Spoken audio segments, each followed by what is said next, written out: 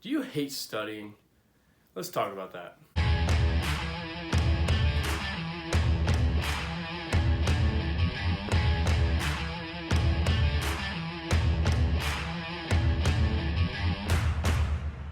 Good morning, Crossroads students. I hope you guys are all doing really well on this amazing, Wednesday.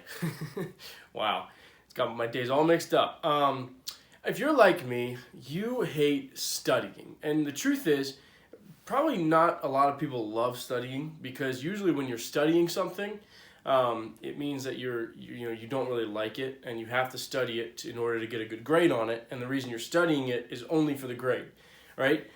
Because you could classify studying video games as when you're playing video games or reading about a game, and that's technically studying, but it doesn't feel like studying because you actually like the subject. But when you study something like, literature, right? That's a tough thing to study. And for me, it's just not my favorite thing to do. But knowledge is always a good thing to have. So study hard, get good grades. You won't regret it. But the past couple weeks, we've been talking about how to study the Bible and how to grow in your faith. And last week we talked about reading. Just read through the Bible. Just read and get as far as you can, and don't stop. Just keep reading and just try and read over it. That's the first component. And then we talked about memorization, which can be difficult for a lot of us. But I challenge you to try and memorize as part of the Bible, at least one verse, because what you memorize now, you will remember for the rest of your life. And so memorize. But today I want to talk about the last two components, and that is studying and devotional. Studying the Bible is kind of what we're talking about as a whole, right? And this is all these four components go into how to read and study the Bible. But studying the Bible is actually a really fun thing to do. And I would recommend you do it with someone because it can be more fun. But what you can do is you can take a verse or a passage, maybe one that you're already familiar with, that you already know, and you can get online, get on the internet, and look up something called commentary. And commentary, some of you have watched shows where the actors will give commentary on the show afterwards, and that's when they just talk about it, right? And that's exactly what commentary is on the Bible. It's these men who have studied the Bible, they've studied the culture, they know the history, and they will give us an insight to what they think about this passage. And it gives us a broader scope on the verse.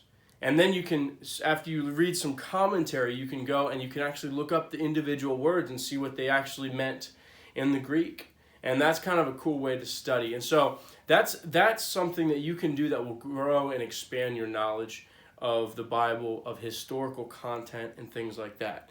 And so context is always key. And so that'll actually give you a lot of context as well. Because a lot of times we take verses out of context because we don't know what context they were in. They just sound good, and we've seen the verse on Facebook or something, and so we use it out of context in a way that God didn't necessarily mean us to use it in.